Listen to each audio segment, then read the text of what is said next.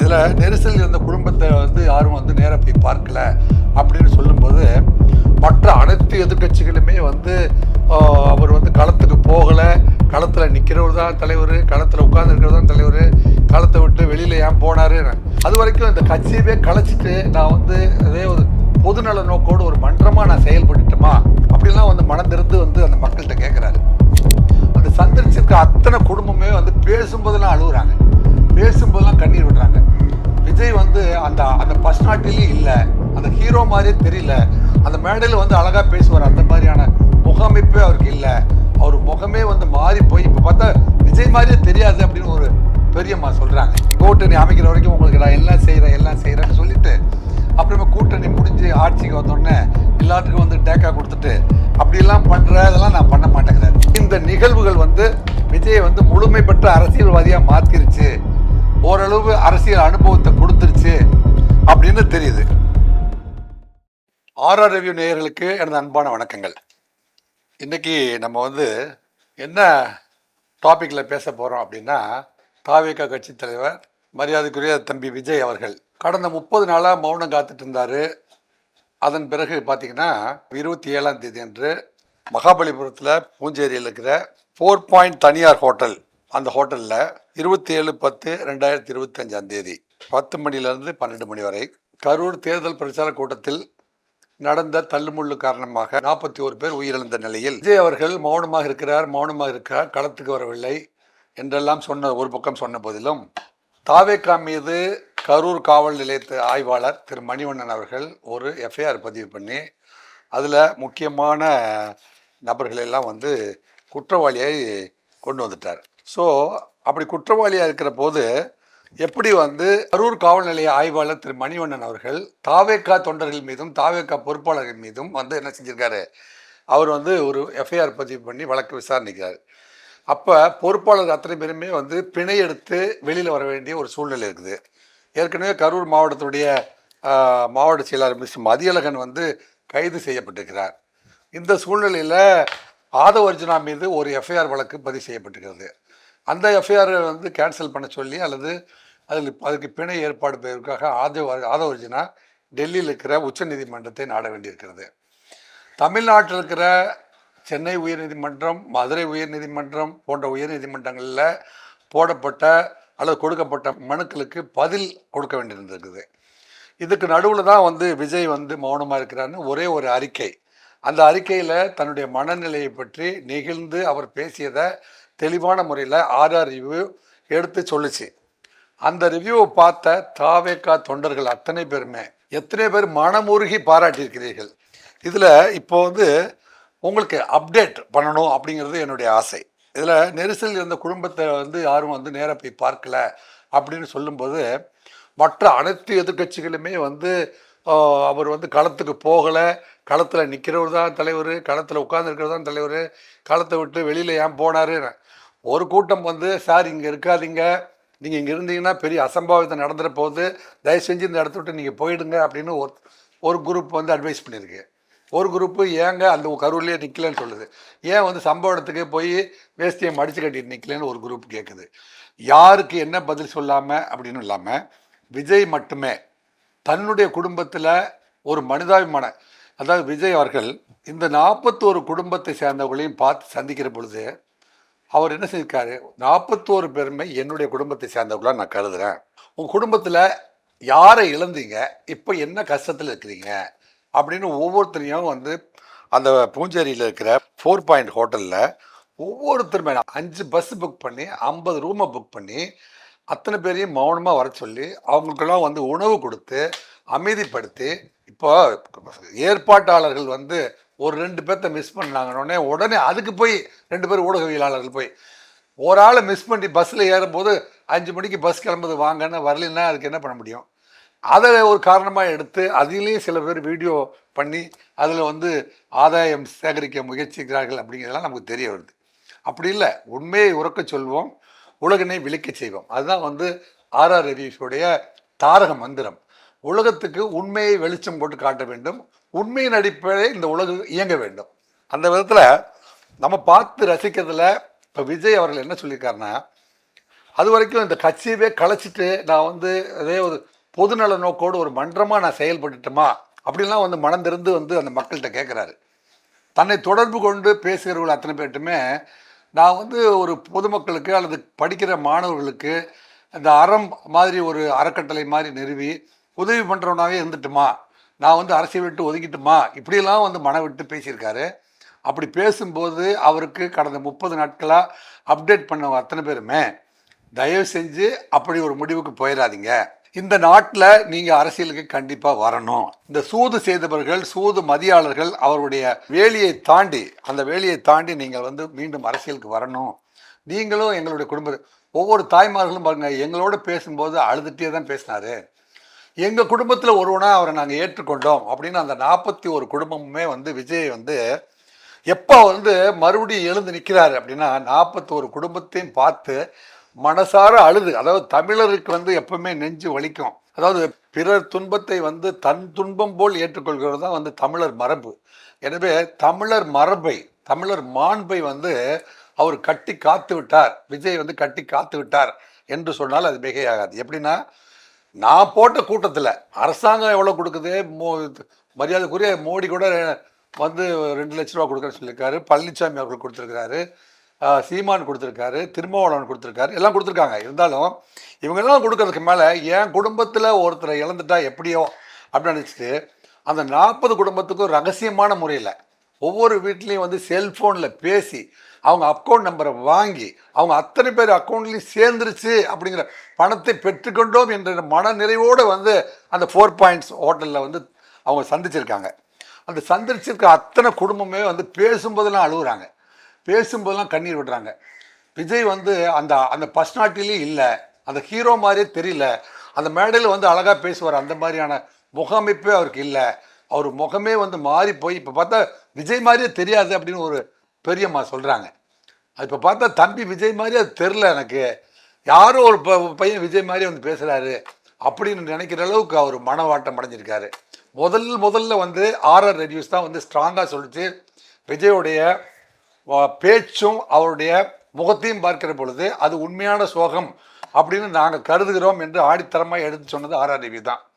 மீண்டும் வந்து என்னுடைய நாங்கள் ரிவ்யூ பண்ணினதை வந்து கரூரில் இருக்கிற அத்தனை குடும்பமுமே அது அக்னாலேஜ் பண்ணியிருக்குது. அப்படிங்கும்போது விஜய் வந்து சொல்லனா துயரத்தில் ஆழ்ந்திருந்தார் அப்படிங்கிறது உண்மை அப்படிங்கிறது வந்து ஒரு விதத்தில் வெளிச்சமாக இருக்குது.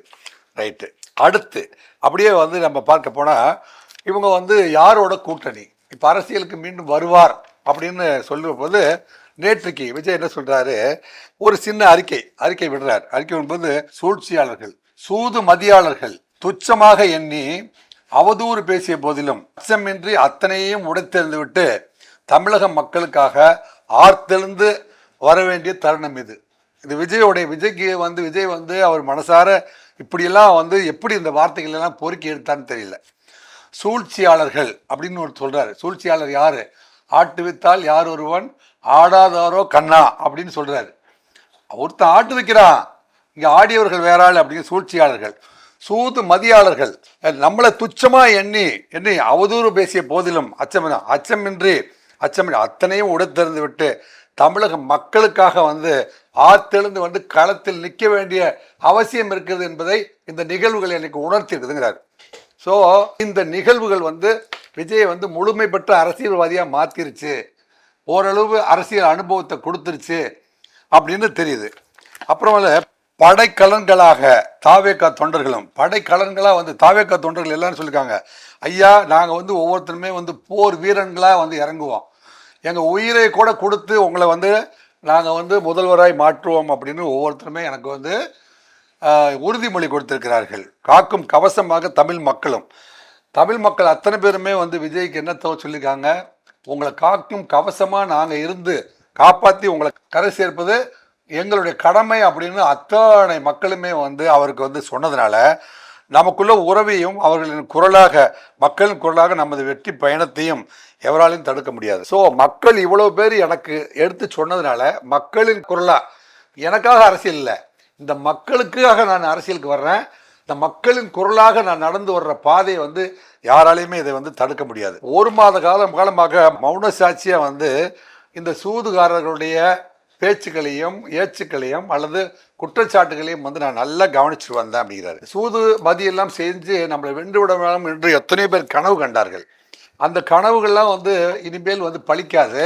அதையெல்லாம் தாண்டி வந்து ஒரு நல்ல வியூகத்தை அமைப்பதற்காக வர 5ஆம் தேதி மகாபலிபுரத்தில் இருக்கிற 4 பாயிண்ட் ஹோட்டலில் வந்து பொதுக்குழு உறுப்பினர்கள் 25 பேரை வச்சு ஒரு தீர்க்கமான அரசியலில் அடுத்த கட்ட நடவடிக்கைகள் என்னென்ன எடுக்கலாம் அப்படிங்கிறதுக்கு வந்து பொதுக்குழு கூடி ஒரு தீர்க்கமான முடிவு எடுக்க போகிறோம். அந்த முடிவுக்கு பிறகு நம்ம பயணம் வந்து நிதானமாகவும் நேர்மையாகவும் மக்களுக்காக ஆதாயம் ஏதுமின்றி மக்கள் நலனையே கருதி நம்ம அரசியல் பயணம் தொடரும் அப்படின்னு சொல்லியிருக்காரு. இப்போ அரசியலை பொறுத்த வரைக்கும் இந்த 30 நாள் மௌனத்தில் இருந்த பொழுது அவர் வந்து அதிமுகவோட கூட்டணியா அல்லது பாஜகவோட கூட்டணியா அல்லது காங்கிரஸோட கூட்டணியா என்று பல்வேறு வியூகங்களை வந்து பல்வேறு ஊடகவியலாளர்கள் சொல்லி கொண்டிருந்தார்கள். அதுக்கு ஒரே ஒரு பதில் என்ன சொல்லியிருக்காருன்னா, 60 நாளைக்கு முன்னாடி நாங்கள் என்ன சொன்னோமோ அதே ஸ்டாண்டில் தான் இன்ன வரைக்கும் இருக்கிறோம். கூட்டணி குறித்து யாரிடமும் இன்னும் பேசவில்லை. எனவே கூட்டணி குறித்து பல்வேறு நபர்கள் பேசிய கருத்துக்களை ஏற்க வேண்டாம் அப்படின்னு அதுக்கு ஒரு முற்றுப்புள்ளியை வச்சுட்டாங்க. அதுக்கு முத்தாய்ப்பா அதுக்கு பதில் சொல்கிற வகையில் மரியாதைக்குரிய எதிர்க்கட்சி தலைவர் திரு பழனிசாமி அவர்களும் என்ன சொல்கிறாரு, கூட்டணி குறித்து தாவேக்கா கூட நாங்கள் இன்ன வரைக்கும் பேசவில்லை, இப்படி அமைந்தால் நல்லா இருக்கும் அப்படின்னு சொன்னாங்க. அதே சமயத்தில் சேலத்தில் நான் நடத்தின மீட்டிங்கில் தாவேக்கா தொண்டர்கள் அவங்க கொடியை கொண்டு வந்து ஆட்டினாங்க. அது வந்து ஒருவேளை நம்மளோட நட்பின் துவக்கமாக இருக்கும் அப்படின்னு நான் பேசினது உண்மைதான். இருந்தாலும் கூட்டணி குறித்து பேச்சுவார்த்தை எதுவும் நடைபெறவில்லை அப்படின்னு சொன்னார். 100 சீட்டு கேட்குறாரு, 120 சீட்டு கேட்குறாரு, 6 மந்திரி பதவி கேட்குறாரு. இப்படிலாம் வந்து தயவு செஞ்சு இந்த அவுத்துடுற அரசியல்வாதிகள் அவுத்துடுற ஊடகவியலாளர்லாம் தயவு செஞ்சு மக்களை போட்டு குழப்பாதீங்க. அவர் என்ன சொல்கிறாரு, அதாவது பாய்ச்சலிலிருந்து பின்வாங்குகிறாரா விஜய் அப்படின்னு கேட்ட கேள்விக்கு பதுங்கியது மீண்டும் பாயத்தான் அப்படிங்கிறத வந்து வெளிப்படுத்தியிருக்கிறார்.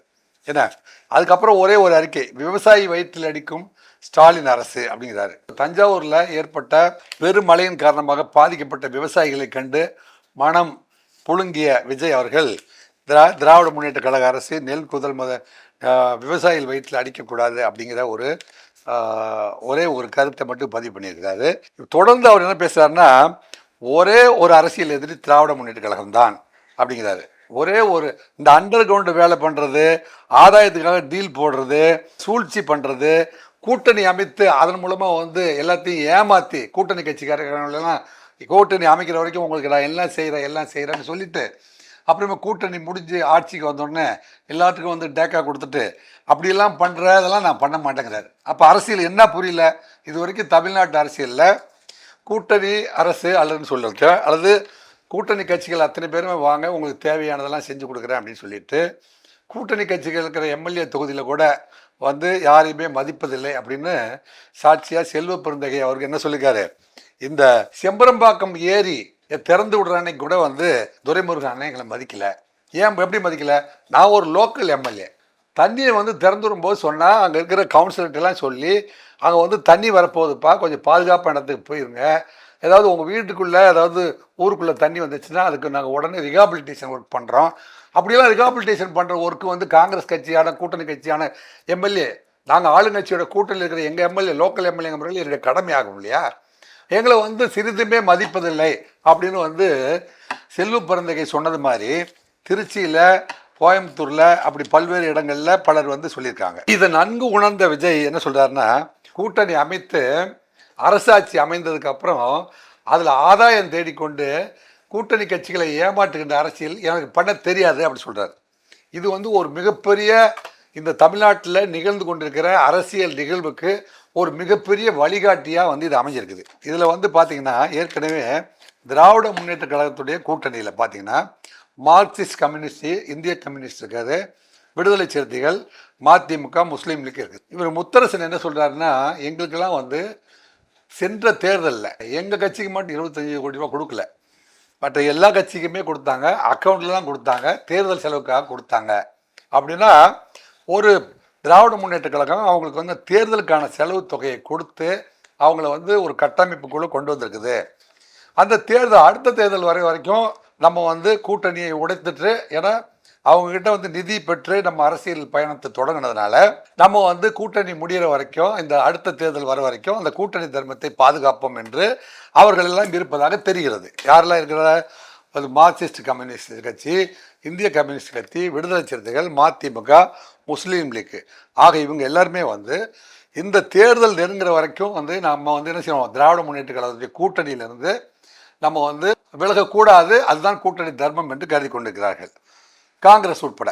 இப்போ மறுபடியும் வந்து என்ன சொல்றாரு, தாவேகா தனிப்பெரும்பான்மையுடன் வெற்றி பெறும். தாவேகா கண்டிப்பாக வருகின்ற 2026 தேர்தலில் மக்கள் கொடுக்குற ஆதரவை பார்த்தால், மக்கள் வந்து இப்போ என்கிட்ட கொடுக்குற வாக்குறுதிகள் அடிப்படையில் பார்த்தா 2026 தாவேகா தனி பெரும்பான்மையுடன் வெற்றி பெறும் என்று நான் கருதுகிறேன். இருந்தாலும் நம்மோடு கூட்டணிக்கு வருவதற்கு தயாராக இருக்கின்ற கட்சிகளை நான் அரவணைப்பேன், அவர்களுக்கு ஆட்சி அதிகாரத்தில் பங்கு கொடுப்பேன் அப்படின்னு ஒரு கருத்தியில் அவர் பதிவு பண்ணியிருக்கார். அப்படி பதிவு பண்ணும்போது பார்த்தீங்கன்னா யாரெல்லாம் வந்து தாவேகா கூட்டணிக்கு வருவதற்கான வாய்ப்பு இருக்குது அப்படின்னு பார்த்தோம்னா, பாட்டாளி மக்கள் கட்சி என்ன சொல்றாரு, 30 சீட்டு எங்களுக்கு கொடுக்கணும், எங்களுக்கு அரசியல் அதிகாரம் கொடுக்கணும் அப்படின்ட்டு பாட்டாளி மக்கள் கட்சியில் டாக்டர் அன்புமணி சொல்லியிருக்காரு. காங்கிரஸ் கட்சியினுடைய செல்வ பெருந்தகை சொல்றாரு, எங்களுக்கு வந்து தேவையான சீட்டுகளை கொடுத்து எங்களுக்கு அரசியல் அங்கீகாரம் கொடுத்தால் நாங்கள் கூட்டணியை மாற்றிக்கொள்ள தயார் அப்படின்னு சொல்லிட்டு திருச்சி வேலுச்சாமியும் அந்த கட்சியினுடைய ரமேஷ், காங்கிரஸுடைய சட்டக்குழு தலைவர் ராஜேஷ்குமாரும், திருச்சி வேலுச்சாமி மற்றும் வந்து செல்வ பெருந்தகை ஆகியோர் பகிரங்கமாக என்ன சொல்கிறாங்கன்னா, இந்த தேர்தலில் 2026 தேர்தலில் அரசியல் அதிகாரத்தை யார் பங்கிட்டு கொடுக்கிறார்களோ அவர்களோடு தான் கூட்டணி அப்படிங்கிறத வந்து தெல்ல தெளிவாக சொல்லிட்டாங்க. ஆக பாட்டாளி மக்கள் கட்சி நீண்ட நெடுங்காலமாக இதே கருத்து தான் சொல்லிட்டு இருக்குது. ஜி.கே. வாசன் அவர்கள் என்ன சொல்கிறாரு, அவர் இப்போ போன வாரம் ஒரு அறிக்கையில் சொல்கிறாரு, எங்களுக்கு அங்கீகாரம் கொடுத்து அரசியல் அதிகாரம் கொடுக்க கட்சியோடு நாங்கள் கூட்டணி அமைப்போங்கிறாரு.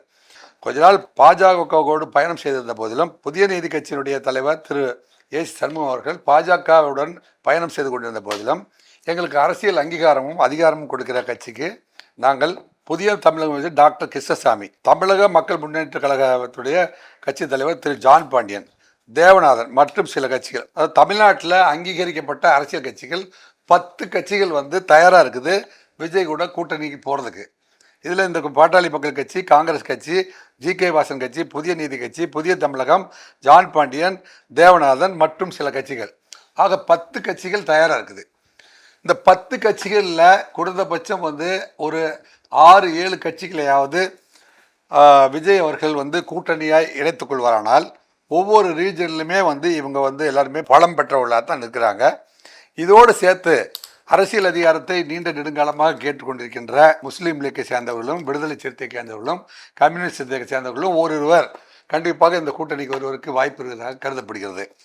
இப்படி ஒரு மகா கூட்டணியை வந்து விஜய் அமைத்து விட்டால் மற்றவர்கள் ஏற்பாடு செய்யலாம் என்ற இந்த கூட்டணி எல்லாம் வந்து சற்று பின்தங்கிய நிலைக்கு செல்ல வேண்டிய ஒரு சூழ்நிலையை இன்றைய அரசியல் களம் எதிர்கொள்கிறது என்று கருதுகின்றோம். பொறுத்திருந்து பார்ப்போம். எனினும் விஜய் ஆதரவாளர்கள், தாவேகா தொண்டர்கள் அத்தனை பேருமே யாரெல்லாம் வந்து ஆர்ஆர் ரிவ்யூஸ்க்கு வந்து நீங்கள் ரிவ்யூ பண்ணீங்களோ, யாரெல்லாம் சப்ஸ்கிரைப் பண்ணிட்டேன் அப்படின்னு எங்களுக்கு தகவல் சொன்னீங்களோ, யாரெல்லாம் வந்து ஆயிரக்கணக்கான பேருக்கு ஷேர் பண்ணிவிட்டு உங்களுடைய கமெண்ட்ஸை வந்து ஒரு பக்கம் அளவுலாம் நீங்கள் டைப் பண்ணியிருக்கீங்க. எவ்வளோ நேரத்தை செலவிட்டீங்கன்னு எனக்கு தெரியல. 1 பேஜ், 1/2 பேஜ், 1/4 பேஜ், 10 வரி குறையாமல் நீங்கள் எழுதியிருக்கீங்க. இவ்வளோ நேரத்தை செலவு பண்ணி எனக்கே டைப் பண்ண வராது, எனக்கு பேசத்தான் வரும், அவ்வளோ டைப் பண்ண எனக்கு வராது. அப்படி இருந்த போதிலும் என்னடா தாவேக்காவை பற்றி மட்டும் பேசுகிறாரு, நம்மளை பற்றிலாம் பேசலையே அப்படின்ட்டு 10 லட்சம் வியூவர்ஸு, ஆர்ஆர் ரிவ்யூஸ்க்கு 10 லட்சம் வியூ, இந்த இவ்வளோ குறுகிய காலத்தில் 10 லட்சம் வியூவர்ஸ் வருவீங்கன்னு நாங்கள் எதிர்பார்க்கவே இல்லை. அந்த 10 லட்சம் வியூவர்ஸுக்கும் என்னோட மனமார்ந்த நன்றி. இந்த இப்போ 1-to-1 வந்து சப்ஸ்கிரிப்ஷனில் நம்ம வந்து யாருமே சப்ஸ்கிரைப் பண்ணுங்க அப்படின்னு சொல்கிறதோடு சரி, தனிநபர்களை பார்த்து நீங்கள் சப்ஸ்கிரைப் பண்ணி ஆகணும்னு யார்ட்டையும் சொல்லலை. இருந்த போதிலும் வந்து 7000 தாண்டி நம்ம 8000க்கு நெருங்கிட்டு இருக்கிறோம். அந்த 8000 சப்ஸ்கிரைபருக்கும் மனமார்ந்த நன்றி. நீங்கள் எல்லாம் வந்து பார்க்கறதுனாலையும், நீங்கள் வந்து சப்ஸ்கிரைப் பண்ணுறதுனாலையும், நீங்கள் வந்து தொடர்ந்து கண்காணிக்கிறதுனாலையும், வியூ பண்ணுறதுனாலையும் தான் இந்த ஆர்ஆர் ரிவ்யூஸு தன்னுடைய பயணத்தை வெற்றிகரமாக தொடர்ந்து நடத்தி கொண்டிருக்கிறது. உங்கள் நெஞ்சார்ந்த அன்புக்கு மனமார்ந்த நன்றி. உங்களுடைய வேண்டுகோள்களுக்கு இணங்க, உங்களுடைய நம்பிக்கைகளுக்கு இணங்க, உண்மையை மட்டுமே உறக்க சொல்வோம், உலகினை விழிக்க வைப்பதற்காக தமிழக மக்களுடைய நலனுக்காக, மேம்பாட்டுக்காக, தமிழ்நாடு மேம்பட்டு இந்தியாவும் மேம்பட வேண்டும் என்பதற்காக, உலக மக்களின் ஒற்றுமைக்காக, நாட்டு மக்களுடைய நன்மைக்காக, இது போன்ற நன்மையை மட்டுமே வழி நடத்தக்கூடிய எத்தனை கொள்கைகள் இருக்கிறதோ அத்தனை கொள்கைகளுக்காக ஆர்ஆர் ரிவ்யூ எப்பொழுதுமே தோள் கொடுக்கும், தோளோடு நின்று பயணம் செய்யும். அந்த அடிப்படையில் பயணம் செய்கிறோம். உங்கள் ஆதரவுக்கு நன்றி. மீண்டும் ஒரு நல்ல சந்தர்ப்பத்தில் சந்திக்கிறேன். அதுவரை உங்களிடமிருந்து விடைபெறுவது உங்கள் அன்பு சகோதரர் ராஜேந்திர ராஜா. நன்றி. ஆர்ஆர் ரிவ்யூ சப்ஸ்கிரைப் பண்ணுங்கள். நன்றி, வணக்கம்.